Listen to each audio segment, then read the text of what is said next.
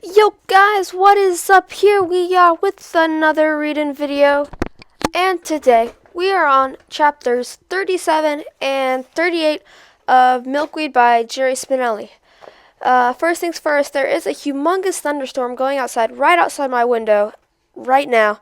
So if you hear this weird, low, rumbling sound, it's just the thunder. It's not your house getting ready to explode, or wherever you are.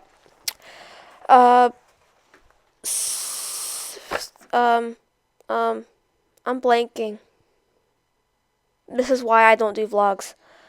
Okay. I don't know. I don't know what I was gonna say. Oh, that's it. So we are actually getting really, really close to the end of the video. To the book. The book. So we've got this video. So we've got this video. Next. That would get me to chapter 40. We've got around 3 or 4 more videos. So that's 3 or 4 more weeks of videos. Now, so that means that I need new suggestions for books. I have an idea of a book I could read. It's called The Boys Who Challenged Hitler. It's a really good book. But let me know if there's a book that you really don't want to have to read in class, but you want me to read. Or if there's a book, or even if there's some shorter books that you want me to read. Because I can do a few of those, and then, boom, I just did an entire book. Like, if there's, like, this series that has a bunch of short books, I definitely do it. If there's an author that you want me to read, anything, just let me know in the comments below. Now, without further ado, let's get right into it. Chapter 37, Milkweed by Jerry Spinelli. Oh, excuse me, jeez. Chapter 37, Summer. Janina was the first to hear it. We had just wriggled through the black hole into the ghetto. My pockets were stuffed with chunks of rotten cabbages.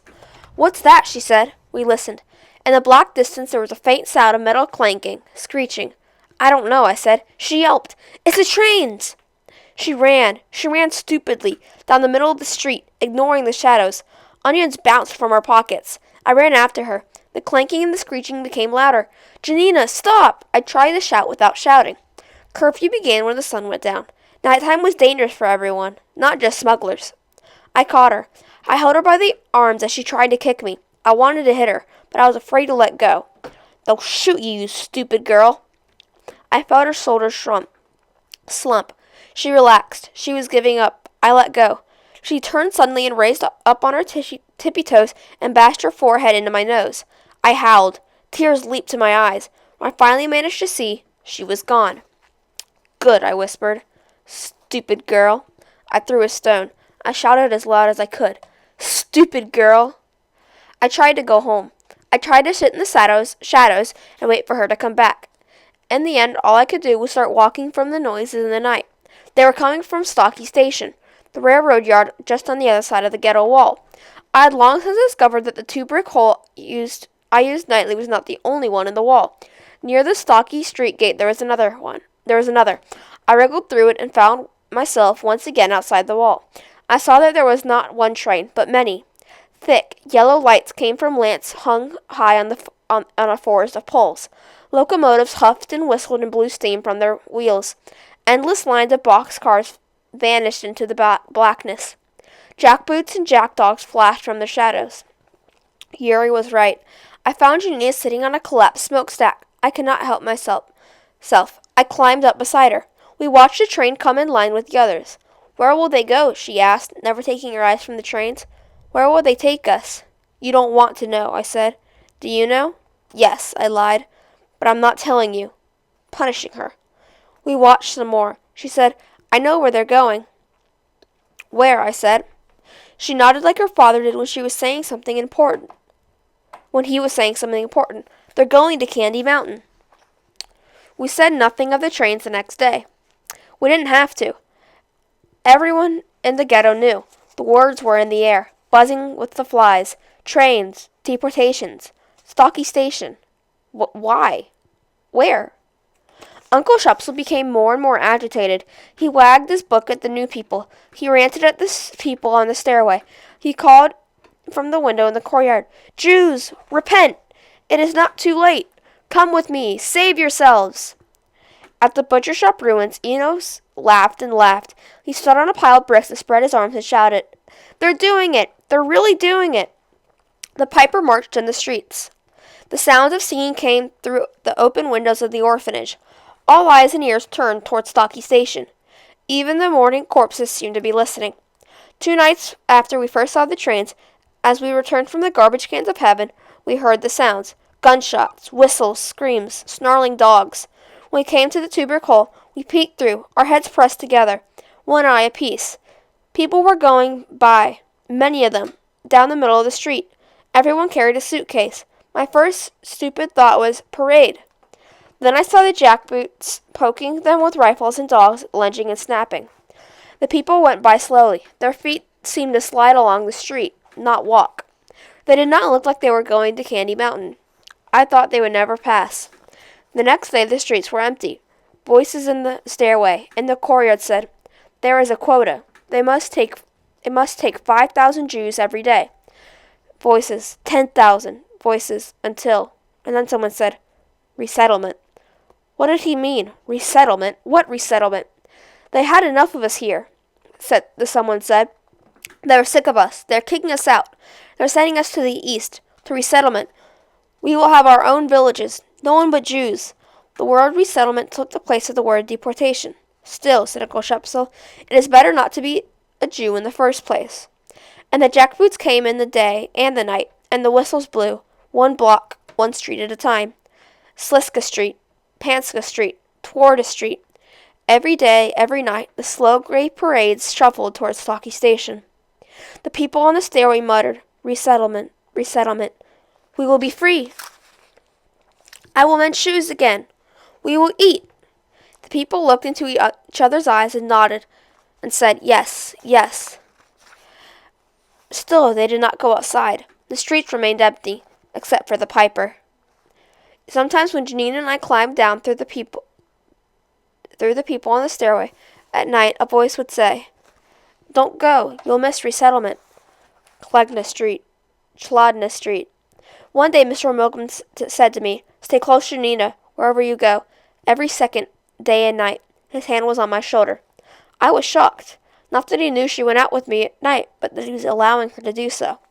There was one thing Mr. Milkman did not know, how much his daughter loved the trains. Every night when we crawled back through the hole to the ghetto, she ran for the courtyard. She dumped her food under a porch where she could get it later, and ran off to the hole in the wall near the Stocky Station gate and squirted herself back to the other side. Remember Mr. Milgram's orders. I had no choice but to follow. Night after night we did this. We stood at the end of the fallen smokestack and stared at the trains coming and going, the parades of people climbing into the boxcars, the screech of wheels, the clack of dogs' teeth, the locomotives coughing like dying Jews. In the days I went to the butcher shop ruins, but the boys were disappearing one by one. "Where's Ferdy?" I asked. "Where's Kuba?" No answer. Had they taken Yuri's advice? Did they run anywhere? Were they on the other side of the wall, running? Were they hanging from lampposts with signs around their necks? Were they in the sewers? Had Buffalo found them? Ferdy, Kuba, Enos, one by one, till only Big Henrik was left, clumping after the piper. I saw jackboots pointing at them. No one came to take pictures anymore. All day, all night, parades of people. One day I was dozing in the Milkweed alley when Janina came, calling, "Misha, Misha!" She grabbed my hand and pulled me out to the street. The orphans were going by. They were marching. Their heads were high and they were singing the song I had learned. I sang along with them. Not one dressed in rags. Everyone wore shoes. Dr. K led the way. He marched as straight as a jackboot. He wore a hat with a little red feather. We stood there until I could no longer see them, no longer hear them. Lebedla Street, Wallowa Street, Jesus Street. Chapter 38. And then the old man was there. It was strange. He was not there, and suddenly he was. He did not even have rags on his feet. His eye was the color of milk. It never blinked. "I've come back," he said. We were gathered around in the courtyard. "I am here to tell you. I escaped. I saw. There is no resettlement." Someone called, "Of course there is resettlement. We go to villages in the east. They are waiting for us." The man repeated, "There is no resettlement. It is a lie." "You lie," someone said. "Look," someone else called, waving a piece of paper. "This is a postcard for my brother. He says he is doing fine. Listen. We are doing fine. We are happy in our new village. We hope to see you soon." "Lies," said the old man. He did not shout. He had to strain to hear him. He looked and sounded as if he wanted to sleep. "It is a trick. Your brother is dead." There was a shriek. Many shouted at once at the old man. "Go away! Go away!" Only when the shouting died down did we know that the man was saying more. "Fences that fry, prison coops, ovens, never stop. Ashes fall like snow." There was silence. Someone said, "Ovens? Are they baking pie? Are they baking pies for us?" Laughter. "Ovens for what?" came another voice. The old man raised his head. His milky eye turned towards the speaker. "For you." Silence again. Then a louder burst of laughter and jeers. "You are crazy, old man. We have postcards." The old man wobbled. I leaned my shoulder into his hip to hold him up. Above me I heard his ragged breathing. The people waited for him to say more, but he only turned and walked away. A voice, Uncle Shepsel's, cried out, "Jews, repent! It is not too late." A day after the old man spoke in the courtyard, Mr. Milgram whispered to me in a corner of the room, "When you and Janina go out tonight, I want you to stay on the other side. I want you to run away. Don't come back. Keep Janina with you. Take her hand. First Yuri, now my father. Janina wants to go on the train," I told him. "She wants to go to the Candy Mountain." Mr. Milgram's eyes slowly closed. Like Janina's, they had become enormous, as is to hold his sadness. "There is no Candy Mountain," he said. At that moment I knew. The old man in the courtyard had been telling the truth, and I understand why Mr. Milgram had not forbidden Janina to go out. He knew that when the parade to the trains came by, a child might be safer away from home. He stared into my eyes, gripped my forearm. "Take her hand. Keep her with you. Make her go. Take off your armbands and run. Run until daylight. Then hide. Run at night." He squeezed my arm so hard I would have thought he was trying to hurt me if I hadn't known better. "Do not bring back food tonight. Do not return. Run. Run." That night Mr. Milgram was not sleeping when we got up to go. He pressed us into himself for a long time. I think he was crying. He whispered words in our ears that I did not understand and let us go. When we got to the other side that night, I took Janina's hand as Mr. Milgram had told me. At first she said nothing. When she saw we were not stopping at garbage cans, she planted her feet and said, "Where are we going?" "I don't know," I said. "We are just going." She yanked her hand out of mine and stomped off. I went after her and grabbed her hand back. Tata said to come with me." "Where?" "Away. Now run." I started to run, pulling her along. She jammed her heels into the sidewalk and screamed and kicked me. Just when I thought she was finished with me, she spat on my shirt and stomped her foot. I screamed. She ran off. We did not go to the trains that night. We returned to the room with brown cabbages and fat. Mr. Milgram was still awake. He squeezed my arm and shook me. "What did I tell you?" I could not see his face in the darkness, but his voice was furious. I think he wanted to smack me. Then he pressed himself into us. This is how it went for a number of nights. Mr. Milgram told me, and then both of us not to return. Janina refused to obey. We returned to it, the furious voice and the smack that never came.